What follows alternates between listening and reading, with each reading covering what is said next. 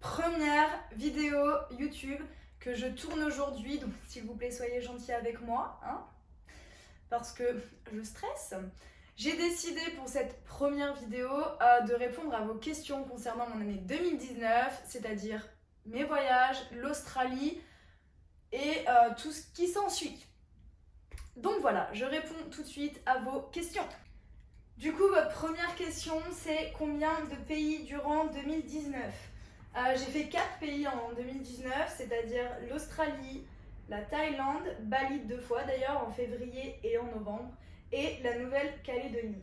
Deuxième question. Vous m'avez demandé pourquoi j'ai décidé de partir. En fait, c'est pas mon premier grand voyage. Je suis partie après mon bac à l'âge de 19 ans vivre 1 an à Londres.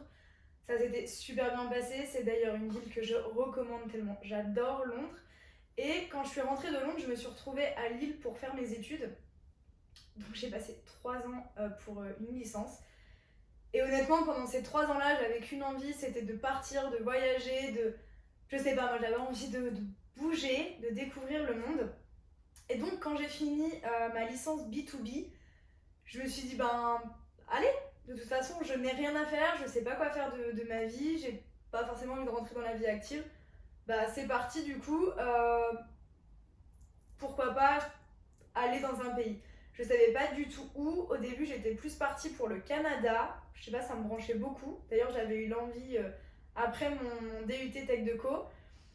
Et finalement, j'ai choisi l'Australie. Je pense parce que j'avais beaucoup de mes potes qui y étaient ou qui allaient y aller dans la même période que moi. Je me suis dit, allez, direction le soleil, on part en Australie. Donc en fait, ça s'est juste fait comme ça, très très simplement. Et il faut savoir aussi que je me suis décidée en août et je suis partie en novembre. Ça s'est fait vraiment très très vite. Troisième question. Est-ce difficile de partir ? Alors je pense que pour certaines personnes c'est ultra difficile. Je pense que pour d'autres c'est plutôt facile. Pour mon cas, je dirais que c'est ni difficile ni trop facile. Je pense que le plus dur c'est de se dire qu'on va laisser nos potes, nos mecs, notre famille, nos meufs, les gens qu'on aime en fait, clairement, ici. Et le deuxième point le plus difficile, je pense que c'est parce qu'on ne sait pas où on va, en fait. Clairement, c'est vrai, genre on va arriver à l'autre bout du monde, ou peut-être même juste à Londres, qui est à côté, ou en Espagne. Mais dans tous les cas, c'est quelque chose de totalement nouveau et on sort complètement de notre zone de confort. Donc, ça, c'est un peu le point, je dirais, qui est difficile, c'est de se dire, ouais, bon, ok, je vais là-bas. Moi, je parle pas anglais, je fais pas ci, je fais pas ça. Ça va être totalement nouveau. Qu'est-ce qu'il faut faire ? Et je pense que le plus dur c'est ça. Sinon en vérité, pour ma part, je trouve pas ça si difficile que ça. J'ai pas si peur. Enfin, je suis pas là genre en mode waouh, le sortir de ma zone de confort me dérange en fait. Non, moi genre je kiffe sortir de ma zone de confort, je kiffe me lancer des défis. Et je pense que pour toute personne comme ça, c'est trop facile de partir. Quatrième question, mon budget pour partir en Australie. Il faut savoir que le gouvernement australien, lorsqu'on fait la demande du visa, nous demande 3 500 €, c'est-à-dire 5 000 $ australiens. Je suis donc partie avec 3 500 €. Je vous ai dit aussi que moi, ça m'a pris comme ça, de me dire vas-y je me casse en Australie. Ça m'a pris en août, j'étais sur la plage avec Maribé, j'ai envoyé 2-3 messages, je savais pas quoi faire de ma life et je me suis dit direction l'Australie. 3 mois plus tard, même pas, j'étais dans l'avion pour l'Australie. Du coup, j'ai pas eu énormément de temps pour économiser beaucoup. J'avais déjà quand même des économies sur mes comptes. Mais à cette période-là, pendant ces 3 mois-là, j'ai charbonné de ouf, j'ai fait 2 jobs en même temps. J'avais toujours mon job d'alternance et je suis rentrée dans un restaurant. Donc je bossais en tant que serveuse le soir, le week-end et des fois le midi. Donc j'enchaînais vraiment 2 jobs, limite 7 jours sur 7, histoire de faire vraiment des sous avant de partir. J'ai aussi rencontré Vinted, un super pote à moi, qui du coup m'a beaucoup aidé à financer aussi ce voyage. J'ai vendu clairement la moitié de mes affaires. Bon, j'ai toujours gardé les baskets et les sneakers, les baskets et les doudounes. Du coup, ça m'a beaucoup aidé pour mon budget pour partir. Mais sinon, 3 500 €, c'est vraiment ce que le gouvernement demande et je pense que c'est une somme totalement raisonnable et parfaite pour partir. Cinquième question, le financement de mes voyages. Alors ça, c'est une question qui est revenue mais tellement de fois. Non, j'ai pas gagné au loto, je ne joue pas d'ailleurs. Je ne suis pas riche ou milliardaire, loin de là. Je suis arrivée en Australie, je me suis dit bon, bah il faut trouver un taf. J'ai commencé à bosser en ferme, chose que j'avais pas. En fait, j'avais envie de tester, mais j'avais pas envie d'y rester en ferme. Parce que la ferme, pour moi, c'est plus pour les gens qui ont envie de rester 2 ans. Parce que pour avoir un visa de 2 ans, il faut bosser 3 mois en ferme. Moi, je savais que je restais 1 an. Donc, clairement, j'avais pas envie d'être en ferme. Mais je crois que j'ai fait 4 ou 5 jours, un truc comme ça, en ferme. C'était cool, ça m'a fait un peu de sous aussi. Je vivais à ce moment-là en plein milieu du bush, donc comment dire qu'il n'y avait strictement rien, donc aucune dépense à faire. J'achetais pas de fringues. Donc plutôt facile de garder ses sous. Ensuite, je suis partie dans le Queensland, à Early Beach. Et j'ai dû rester, je crois, peut-être 1 mois et demi ou 2, je ne sais plus. Mais j'ai bossé style 1 mois et 1 semaine. Et je bossais dans une société de rénovation-construction. Alors là, je me suis surpassée les gars, genre rénovation-construction. J'ai adoré. Mais je me suis vraiment... je sais pas comment on dit, mais style surpassée. J'étais trop fière de moi, du taf que je faisais. Parce que c'était pas facile, il y avait du taf, c'était pour les mecs. Trop fière. Bref, j'ai bossé là-bas pendant, je dirais, voilà, 1 mois, 1 semaine ou 2, bref. Et c'était ultra bien payé pour le coup. Et en plus de ça, on avait le logement qui était gratuit. Du coup, trop facile pour mettre de côté. Ensuite, après ce job, je suis partie en road trip sur la côte est que j'ai financé avec mes sous que j'avais déjà donc, de base, des 3500, puis de ce que j'avais déjà mis de côté. Ça m'est pas revenu à grand chose d'ailleurs, mais je suis descendue. Et je suis arrivée un peu plus tard, à Melbourne. À Melbourne, je crois que j'ai dû mettre 2 semaines à trouver un taf, qui grâce à ma colocataire, elle m'a dit, bah voilà, mon resto dans lequel je bosse recherche une serveuse, est-ce que ça dit? J'ai été embauchée, j'ai bossé à peu près 7 mois dans ce restaurant, donc la plupart du temps je l'ai passé à Melbourne. Et je faisais, alors au début, pas tous les jours, je dirais 5 jours par semaine ou 4, puis rapidement je suis passée à 7 jours sur 7. Donc là, clairement, j'ai mis énormément de sous de côté. Parce que en plus de ça, je mangeais tous les jours au restaurant. Je pouvais prendre de la nourriture à emporter pour le lendemain midi si je bossais pas. Donc au niveau des courses, j'étais vraiment bien. C'est que je faisais très peu de courses. Que vraiment, je crois que le plat que je m'achetais souvent, c'était style du saumon parce que j'avais grave envie de manger du saumon. Mais je dépensais vraiment très peu. Pareil, j'achetais pas de nouvelles fringues, genre j'allais dans les hop shops, ce sont des friperies, donc vêtements d'occasion qui coûtent à rien du tout, donc trop facile pour le coup d'économiser dans la situation dans laquelle j'étais. Donc j'ai pu mettre un max de côté pour pouvoir financer les voyages qui ont suivi, c'est-à-dire du coup la Thaïlande, Bali et la Nouvelle-Calédonie. Donc franchement, j'étais vraiment fière de moi, de me dire que ben voilà, genre ok, pendant 7 mois, c'était pas tous les jours drôle, mais pendant 7 mois, genre, j'ai mis de côté et j'ai pu faire tous ces voyages après, genre, trop bien. Question 6. Vous me demandez une anecdote que j'ai eue durant mon voyage en Australie. Alors, je pense qu'il y en a plein. Il m'est arrivé plein de petits trucs. J'ai plein d'histoires à raconter en vrai. Mais il y en a une que j'ai trouvée. Enfin, que j'oublierai jamais, que je trouve vraiment cool. C'est mon entretien d'embauche dans le restaurant dans lequel je bossais pendant 7 mois. C'est-à-dire que je pense que c'est le meilleur entretien d'embauche que j'aurai de toute ma life. C'était juste incroyable. En fait, ma colocataire qui m'avait du coup trouvé le job, Martha, qui est devenue une pote, elle me dit ouais, demain on va au resto et tu passes l'entretien d'embauche. Moi j'étais genre waouh. Ok, mon anglais c'est de la merde. Oui, parce que même après 1 an en Australie, mon anglais était à chier. Du coup, je me dis, bon, allez, vas-y, faut que j'y aille. Je sais plus, on avait 6 rendez-vous à 19h30, on est arrivé à 20h parce que Martha est toujours en retard. Et on arrive au resto, moi j'étais en panique totale, j'avais galéré à savoir comment m'habiller, j'étais en petit blazer noir, petit t-shirt, petit jean et tout, genre je stressais les gars, comprenez-moi. Et j'arrive au resto, mon boss me dit ouais, bonjour John, je fais Emily, il me dit bah voilà, vous asseyez à cette table, je m'assois à table, des bouteilles d'alcool arrivent, de la bouffe mais partout, des coquilles Saint-Jacques, du tzatziki, du pain grec, enfin un délice. Tout arrive sur la table et mon boss me regarde, John, et me dit est-ce que tu bois de l'alcool? Et là on se dit putain, question piège ou pas question piège en fait, genre qu'est-ce que je dois répondre? Et je me suis dit bah vas-y, on va pas mentir. Donc je lui dis bah oui, je bois de l'alcool. Et il me regarde, il me fait ok, très bien, tu commences demain. Et là je me suis dit non mais what the fuck, genre c'est quoi ce critère d'embauche? Du coup c'était assez drôle et en fait pour continuer la soirée on a bu.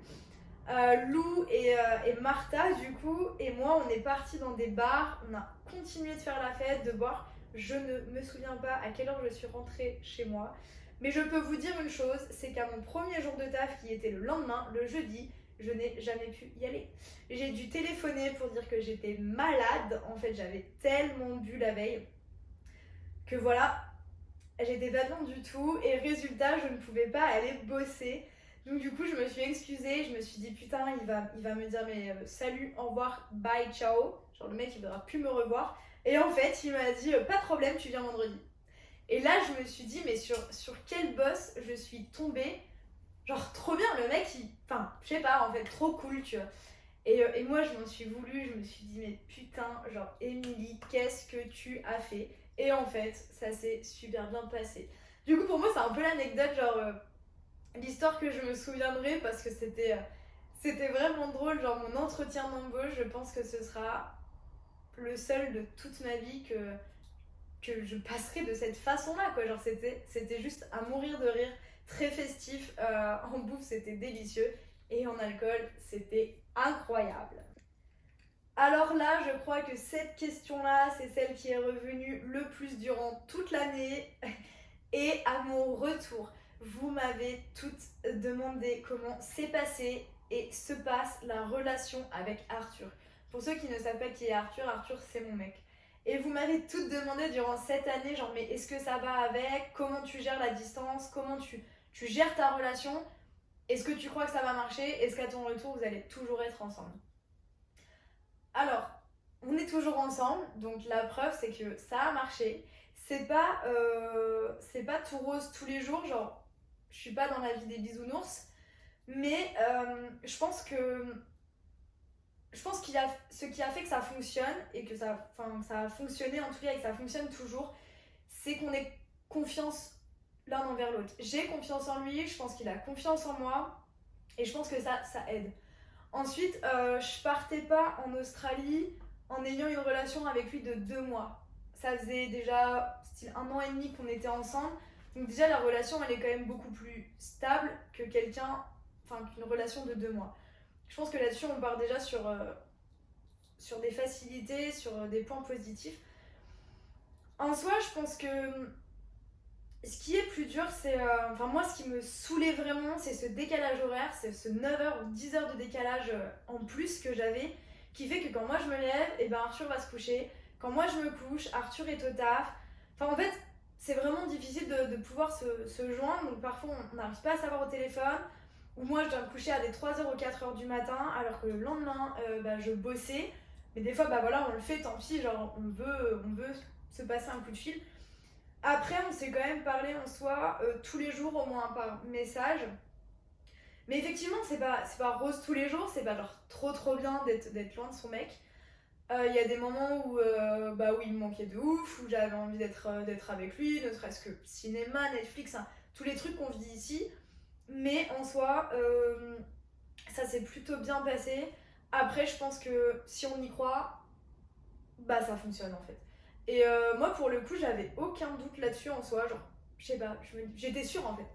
Je me disais, mais au début, elle est peut-être un peu hésitante, mais en fait, au fur et à mesure, trop bien en fait, je sais que ça marchera, je sais qu'en rentrant j'aurai toujours Arthur et que ça fonctionnera.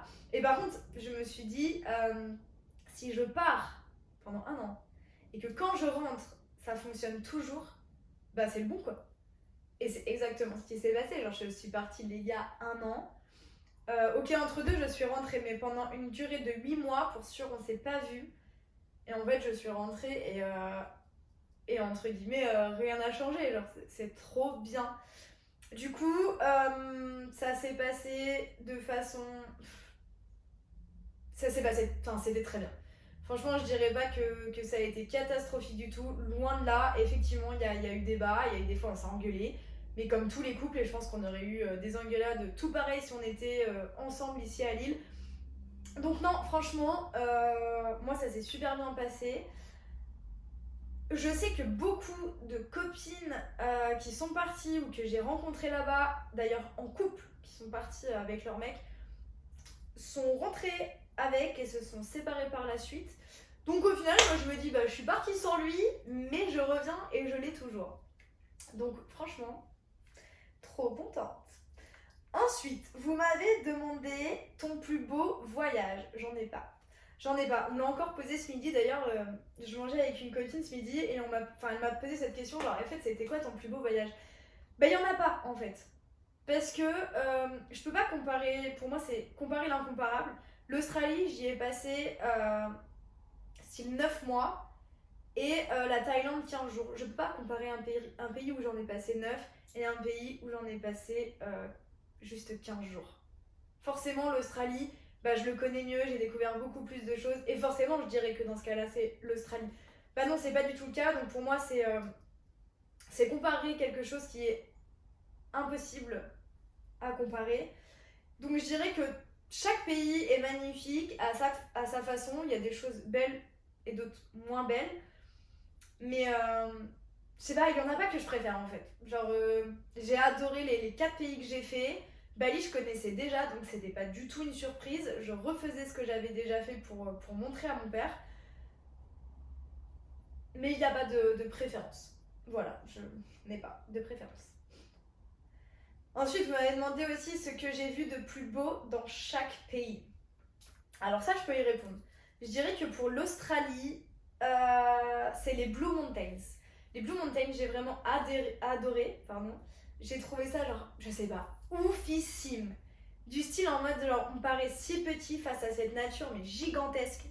Parce que pour le coup, c'est d'énormes canyons remplis d'eucalyptus et nous, on est là genre tout petit quoi. Tu tombes, tu meurs. Et c'est trop trop beau. Donc ça en Australie c'est vraiment un truc que j'ai adoré. Ensuite les dunes de sable, je crois que c'était à Fremantle, au nord de Perth il me semble. Et ça c'était vraiment oufissime, c'est des kilomètres et des kilomètres de sable blanc où on peut faire du 4x4, de la moto, enfin tout ce que vous voulez dessus. Il y en a qui font du surf et tout. C'est juste trop trop beau et ça fait des kilomètres, genre l'horizon c'est du sable blanc, c'est trop trop beau. Donc ça j'ai vraiment adoré aussi. Sinon après il y a des plages vraiment paradisiaques aussi en Australie qui étaient vraiment vraiment canon. Et pour le coup, Blue Mountains et les dunes de sable et le bush aussi parce que le bush ça c'est un truc que j'ai vraiment kiffé, je trouve ça trop trop beau. Pour la Thaïlande je dirais Koh Phi Phi, c'est une île du coup qui est je dirais au sud, un truc comme ça. Bref, c'est une île en Thaïlande. Et là-bas, c'est juste trop beau. Moi, j'ai fait le tour de l'île en fait en pirogue, style de vieille pirogue, avec un Thaïlandais qui m'emmenait et tout. Pendant, je crois, on a fait 3 heures. Et qui m'expliquait tout le tour de l'île, les histoires, tout ça. Et c'était juste vraiment trop trop beau. La mer, elle est, je sais pas, bleu turquoise, transparente. Il y a des îlots partout, des roches qui sortent de la mer. C'est grandiose, trop trop beau. Donc Koh Phi Phi pour la Thaïlande. Pour Bali, alors Bali, je dirais que la chose que j'adore faire à Bali, que je trouve vraiment vraiment belle, c'est les rizières. Les rizières, je trouve ça trop trop beau. Genre, vous êtes sur des tonnes d'escaliers qui descendent, et c'est vert de partout. Ce sont que des grandes rizières sur des hectares et des hectares avec des palmiers. Et ça, pour le coup, je trouve ça vraiment, vraiment beau. Et en même temps, ça a ce côté, je sais pas, je dirais apaisant. On est là, on mange sur des restaurants qui donnent sur les rizières, donc la vue, elle est trop, trop belle. Et ouais, je sais pas, c'est vraiment apaisant. Genre, on est là, on est posé, on regarde ces rizières, après on va se balader dedans. J'adore cet endroit. Franchement, à chaque fois que j'y suis allée, à chaque fois je l'ai fait. Et pour moi, ça c'est trop trop beau. Donc les rizières pour Bali. Ensuite, pour la Nouvelle-Calédonie. Alors la Nouvelle-Calédonie, c'est juste magnifique, de ouf. Mais je dirais que le plus beau c'est les îles et dont moi j'ai fait l'île des Pins. L'île des Pins c'était juste waouh. Je crois qu'il n'y a pas de mots, mais c'était incroyable. Les plages elles sont, mais genre, je sais pas, sable blanc, l'eau, mais c'est même plus bleu en fait, c'est transparente sur des kilomètres et des kilomètres et c'est juste trop trop beau. J'ai fait de la plongée du coup dans la piscine naturelle, mais c'était genre je sais pas, genre un truc de malade, mais vraiment de malade. Complètement barge, les poissons ils sont trop beaux, enfin, les uns plus que les autres, genre poissons bleus, roses, verts, les coraux, genre les coraux ils sont de toutes les couleurs, c'est splendide. Et cet endroit-là, l'île des Pins, du coup, je pense que c'est, je sais pas, l'endroit de la Nouvelle-Calédonie que j'ai le plus aimé parce que la Nouvelle-Calédonie en soi c'est très très beau, mais moins paradisiaque, alors que là, l'île des Pins, où je pense que les autres îles sont beaucoup plus paradisiaques et oufissime. Donc ça, j'ai adoré de ouf. Donc voilà pour ce qui m'a plu et ce que j'ai trouvé de plus beau dans chacun des pays que j'ai fait. Ensuite, vous m'avez demandé où et quand ton prochain voyage. Vous n'avez pas d'autres questions de ce genre? Genre, ah, je ne sais pas les gars, je ne sais pas, je viens juste de rentrer, ça fait 2 mois, je viens de rentrer donc j'en ai vraiment aucune idée de quand, quoi, comment. Je pense que ce sera des discussions que je vais faire avec Arthur, que j'aurai avec lui, pour savoir si lui, un pays le tente, est-ce que même juste simplement bouger ça l'intéresse ou pas. Parce que effectivement, bon bah je suis déjà partie 1 an sans lui, j'aimerais quand même partir un peu avec lui. Donc pour le moment ce n'est pas prévu, mais en tout cas s'il y a bien un pays que j'ai envie de faire, c'est le Canada. Genre je kifferais d'aller au Canada pour passer au moins ne serait-ce que 6 mois. Et sinon le truc dont je suis en train de rêver en ce moment, c'est New York. Genre là j'ai des copines qui y sont et what the fuck. Trop trop stylé. Donc franchement New York ça me brancherait bien et le Canada. En tout cas je pense que si je peux faire ces prochains voyages là-bas je kifferai. Mais pour le moment ce n'est pas prévu. Je reste chez moi et je finis de faire la décoration de cet appartement. Ensuite, vous m'avez posé la question qui est d'ailleurs la dernière question auquel je vais répondre parce que j'ai un peu regroupé toutes celles que vous m'avez dites et donc voilà, celle-ci je la mets en dernière. Vous m'avez demandé comment te sens-tu depuis ton retour. Bah, je vais y aller. Non, en fait c'est la question la plus difficile. Du coup c'est pour ça que je l'ai mise en dernière. Je sais pas. Je crois que je n'ai pas de réelle réponse à ça. En fait, j'en sais rien. Je sais pas. Je sais pas si ça va, je sais pas si ça va pas. Effectivement, je suis super contente de retrouver ma famille, mon copain, mes potes et tout ce qui s'ensuit. Mais à côté de ça, je m'ennuie beaucoup. Je manque énormément de motivation depuis que je suis rentrée. Je pleure pour un rien. Ça m'arrive très souvent en ce moment de pleurer pour pas grand chose. D'ailleurs, si vous voulez rigoler, la dernière fois, je fais 2-3 courses avec Arthur pour aller au cinéma le soir. Je voulais prendre, je ne sais pas, des petits gâteaux, je sais pas quoi. Et je me suis mise à avoir les larmes aux yeux dans les rayons. Et Arthur me dit, mais qu'est-ce qu'il y a? Et en fait, je me suis rendu compte que ce qui n'allait pas, c'est que je ne savais pas quoi prendre. Donc, quand je vous dis que je ne pleure pour un rien, c'est que je pleure pour un rien. Donc, du coup, je sais pas. En fait. Je sais pas si ça va, je sais pas si ça va pas. Je sais que